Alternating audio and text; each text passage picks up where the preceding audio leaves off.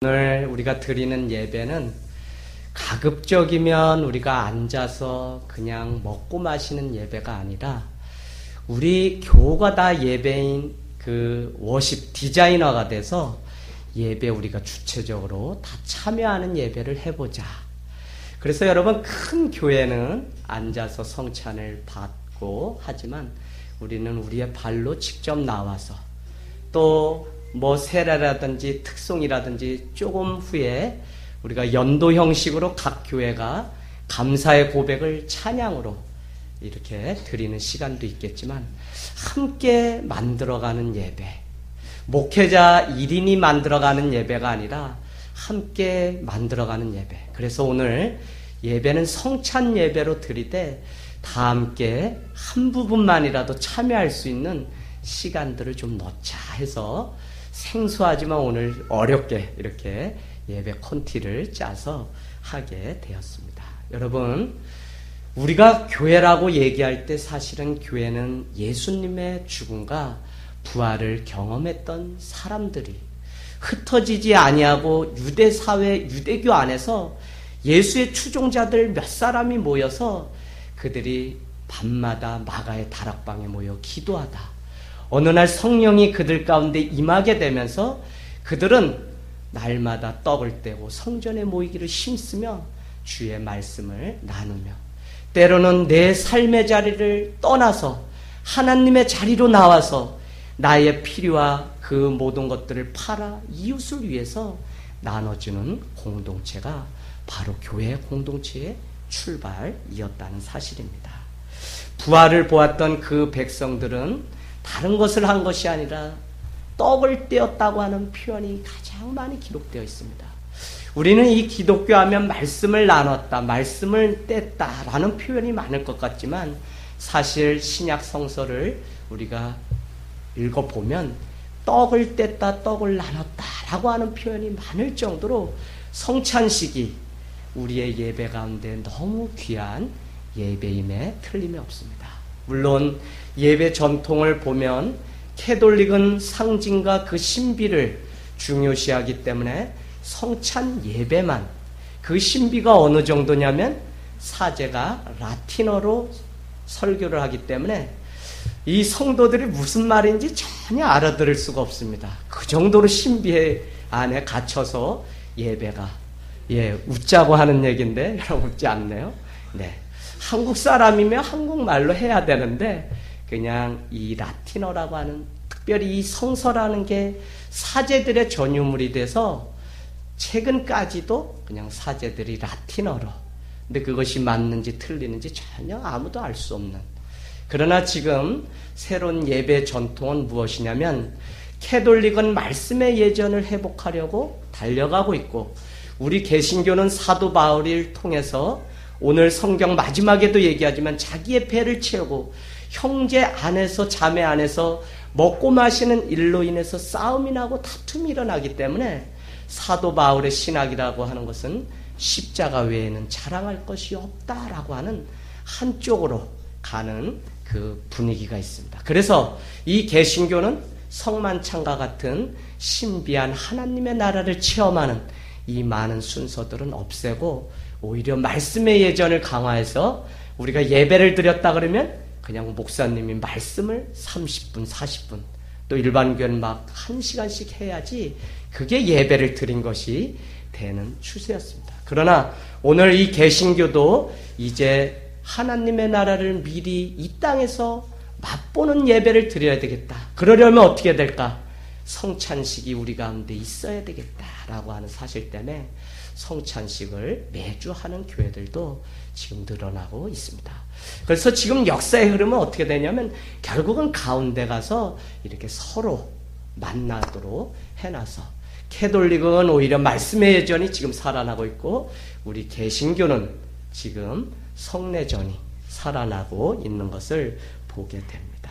여러분, 날마다 초대교회는 이와 같이 떡을 나누고 서로 형제됨을 확인하는 시간이 있었습니다. 특별히 로마의 핍박 가운데 살아가던 그들은 자기의 하나됨을 확인하는 그 순서로 무엇을 만들었냐면 세례식이라고 하는 것을 만들었습니다. 이 성찬은 아무나 할 수 있는 것이 아니라 세례를 받았다는 것은 적어도 이 사람은 우리를 배신하는 자가 아니요 예수를 위해서 목숨을 걸고 예수의 제자로 살아가기로 작정한 그리스도인이라고 하는 그 표시가 바로 세례였습니다. 오늘 우리가 하나님과 우리 공동체 앞에 세례를 받는 분들이 있습니다. 그러면 그들은 우리와 한 식구, 한 형제, 한 자매가 되는 일이기 때문에 너무나 감사하고 귀한 일입니다. 여러분, 오늘 말씀을 짧게 전하면서 4가지를 생각해 보려고 합니다. 그 한 가지는 무엇이냐면 성찬을 할 때 빵을 가지사라고 하는 표현이 있습니다.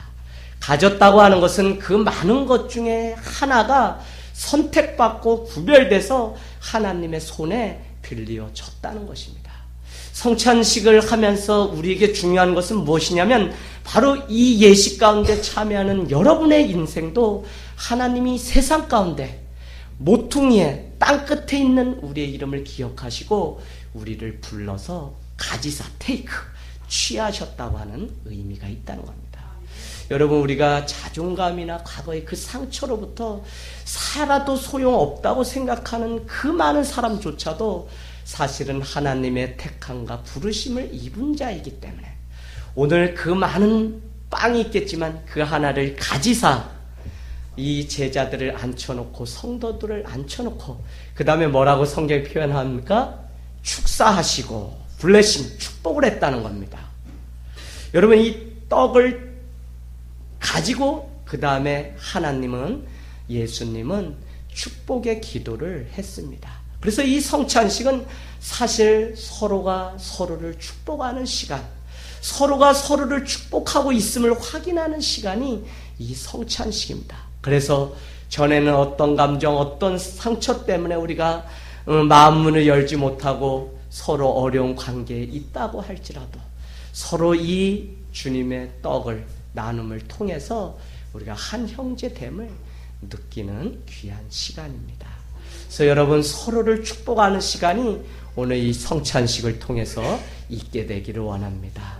3번째는 뭐죠? 3번째는 떼어라고 하는 표시예요. 떼어, 나눴다는 겁니다. 나눴다. 여러분, 사실 이 떼었다는 것은 깨졌다는 의미입니다. 브로크, 깨졌다.